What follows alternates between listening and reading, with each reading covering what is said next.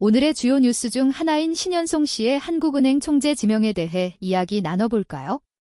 왜 이런 선택이 중요한 걸까요? 네, 진행자님 말씀대로 굉장히 중요합니다. 이재명 대통령이 신현송 씨를 한국은행 총재 후보로 지명한 배경에는 현 상황의 복잡성이 담겨 있습니다.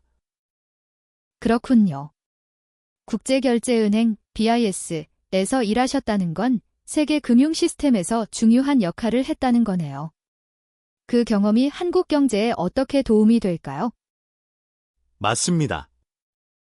신현송 씨는 BIS의 통화경제국장을 맡아 국제금융 체계에서 유럽과 미국, 그리고 아시아 국가들과 긴밀하게 협력했습니다. 이런 경험을 바탕으로 한국 경제와 금융시장에 대한 깊은 이해를 가지고 있을 것입니다.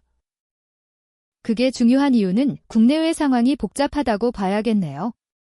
중동 지역의 지정학적 위기로 인해 세계 경제가 불안한데 이런 흐름을 어떻게 관리해야 할까요?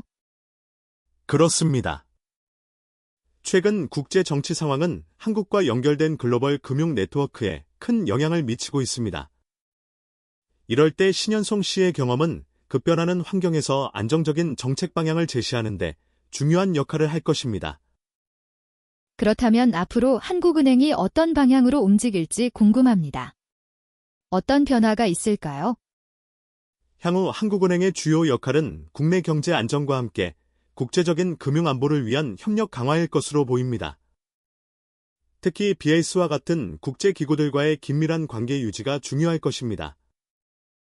말씀하신 대로 신현송 씨의 지명은 한국 경제에 큰 영향을 미칠 것 같아요. 그동안 한국은행이 어떤 정책 방향을 가지고 있었는지 간단히 설명해 주실 수 있을까요?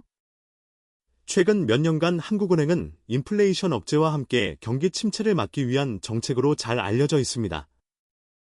특히 신종 코로나 바이러스 감염증 이후에는 금융 안정성과 성장률 회복을 동시에 추구해왔습니다. 그동안의 정책 방향은 이해했어요. 그러면 앞으로 어떻게 바뀔까요? 향후 한국은행은 글로벌 경제와 긴밀하게 연계된 상황에서 국내외 요인 모두를 고려한 통합적 접근이 필요할 것입니다. 그 부분에 대해 좀 더 자세히 설명해 주실 수 있을까요? 물론입니다. 국제적인 측면에서는 환율 안정화와 해외 투자자들의 신뢰 회복을 위해 노력해야 할 것이고, 국내적으로는 경제 불균형 해소와 기업과 소비자의 금융 지원 강화가 필요할 것입니다. 국내외 상황 모두 고려한다는 점에서 굉장히 복잡하겠어요. 전문가님은 이런 환경에서 한국 경제의 향후 전망을 어떻게 보시나요? 최근 중동 지역의 지정학적 위기는 우리에게 새로운 도전과 기회를 동시에 제공합니다. 신현송 씨와 같은 국제 경험을 가진 인사가 중요한 역할을 할 것으로 예상됩니다. 그렇다면 이 지명이 한국 경제에 긍정적인 영향을 미칠 것이라는 말씀인가요?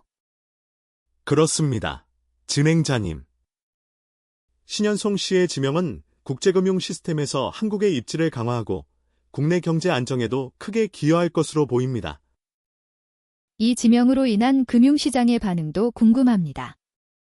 실제 어떤 변화가 있을까요? 신현송 씨의 지명은 긍정적인 신호로 받아들여질 가능성이 크므로 국내 주식과 원화 환율 등 금융시장에서 호재로 작용할 것으로 예상됩니다. 그 부분도 잘 이해했습니다. 마지막으로 전문가님께서는 이 지명에 대해 어떤 의견을 가지고 계신지 말씀해 주시겠어요? 개인적으로 신현송 씨의 지명은 한국 금융 시스템의 국제적 역량 강화를 위한 중요한 첫걸음이라고 평가하고 있습니다. 향후 그분이 보여줄 성과와 새로운 정책 방향에 큰 기대를 걸고 있습니다. 알겠습니다. 전문가님 말씀대로 한국은행 총재 후보 지명의 의미와 중요성을 잘 파악할 수 있었습니다. 오늘 저에게 알려주신 내용을 바탕으로 시청자분들께도 잘 전달하겠습니다. 감사합니다.